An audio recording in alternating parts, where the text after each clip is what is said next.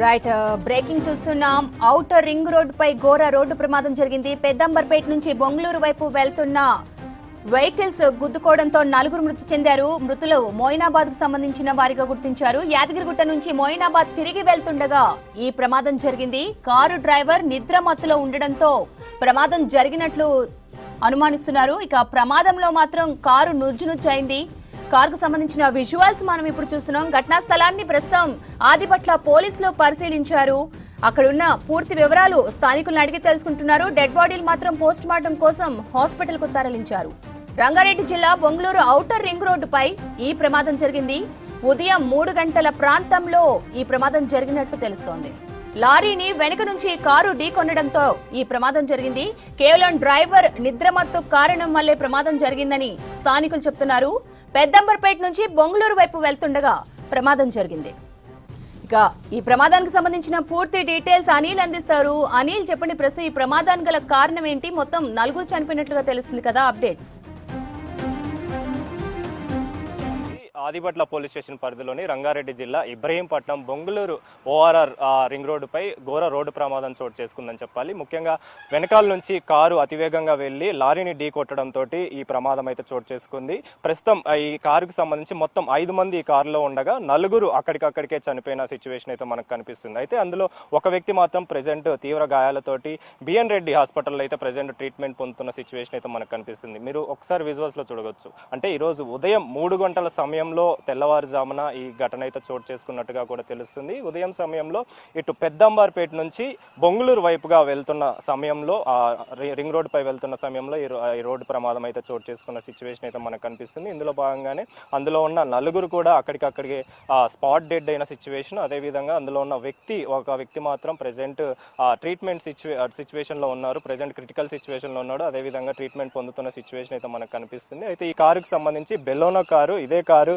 వెనకాల నుంచి అతివేగంగా వచ్చి ఢీకొట్టడంతో కారుకు సంబంధించిన మొత్తం బాడీ మొత్తం కూడా పార్ట్ మొత్తం కూడా నుజ్జైన సిచ్యువేషన్ అయితే మనకు కనిపిస్తుంది. ముఖ్యంగా మనం ఎదురుగా ఉన్న ఈ సంబంధించి విజువల్స్ లో చూడొచ్చు. మొత్తం కంప్లీట్ గా ఎక్కడ కూడా ఇంజన్ కనిపించకుండా మొత్తం పార్ట్ మొత్తం కూడా డాష్ బోర్డ్ మొత్తం కూడా నుజ్జైన సిచ్యువేషన్ మనకు కనిపిస్తుంది. అయితే వీళ్ళందరూ కూడా యాదగిరి గుట్టకు వెళ్ళి దర్శనం చేసుకొని తిరిగి ప్రయాణం చేస్తున్న సమయంలోనే ఈ బొంగళూరు రింగ్ రోడ్డు దగ్గర తెల్లవారుజామున అతివేగంగా వచ్చి వెనకాల ఈ లారీని గుద్దడంతో ఢీకొట్టడంతో ప్రెజెంట్ అయితే ఈ ప్రమాదం చోటు చేసుకున్నట్టుగా అధికారుల నుంచి అయితే పోలీసుల నుంచి అయితే మనకు అందుతున్న సమాచారం. ఇందులో భాగంగానే అతివేగం, అదేవిధంగా నిద్రమత్తులో డ్రైవర్ ఉన్న పొజిషన్ లో ఉన్నాడని చెప్పేసి అందులో భాగంగానే ఈ ప్రమాదం చోటు చేసుకున్నట్టుగా కూడా అధికారులు అయితే ఒక నిర్ధారణకు అయితే వచ్చారని చెప్పాలి. అదేవిధంగా దీనికి సంబంధించి ప్రెజెంట్ లారీకి సంబంధించి అయితే ఎలాంటి సంబంధించి లారీని పట్టుకోలేకపోయారు.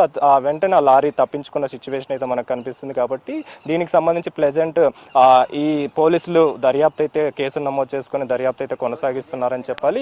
దీనికి సంబంధించి కూడా ఈ వెహికల్ కి సంబంధించి బెలోనో వెహికల్ కి సంబంధించి మీరు కంప్లీట్ గా చూడొచ్చు. ఈ బెలోనో వెహికల్ ముందు పార్ట్ మొత్తం కూడా మొత్తం నుజ్జైన సిచ్యువేషన్ అయితే మనకు కనిపిస్తుంది. TS07 HW5858 అనే ఈ వెహికల్ బెలోనో వెహికల్ మొత్తం కంప్లీట్ గా నుజ్జైన సిచ్యువేషన్ అయితే మనకు కనిపిస్తుంది.